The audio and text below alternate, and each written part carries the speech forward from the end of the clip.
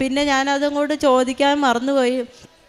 ഒരാഴ്ച കഴിഞ്ഞപ്പോൾ അവൾ എന്നെ വിളിച്ചിട്ട് പറയാം, എടി ദശ വളരുമായിരുന്നു, ദശയും വളർന്ന് എന്താ ചോരയും പോകുന്നുണ്ട്. അപ്പോൾ ഡോക്ടർമാർ പറഞ്ഞു ഇനി ഇത് പരിശോധിക്കണം, വേറെ എന്തെങ്കിലും ആണോ എന്നുള്ളത് നോക്കണം എന്ന് പറഞ്ഞു. അങ്ങനെ പറഞ്ഞപ്പോഴാണ് ഇവളെന്നോട് പറയണത്, നല്ലൊരു ദശ, നെല്ലിക്ക വലിപ്പത്തിൽ ദശ വളർന്നായിരുന്നു.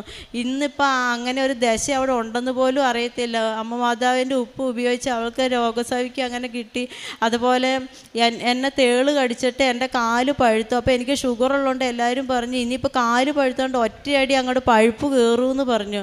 അപ്പോൾ എനിക്ക് പേടിയായി. ഞാൻ വേഗം അമ്മ മാതാവിൻ്റെ തൈലം എടുത്ത് എൻ്റെ പഴുത്ത വിരളയിൽ തൂത്ത്.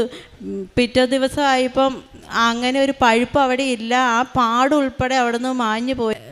ഞങ്ങൾ ഉടമ്പടി എടുത്ത് ആദ്യം തന്നെ ചേട്ടനൊരു വണ്ടി മേടിക്കാൻ ഒരവസരം വന്നു. അപ്പോൾ ഞങ്ങൾ വാടകയ്ക്കാണ് താമസിക്കുന്നത്. അപ്പോൾ വണ്ടി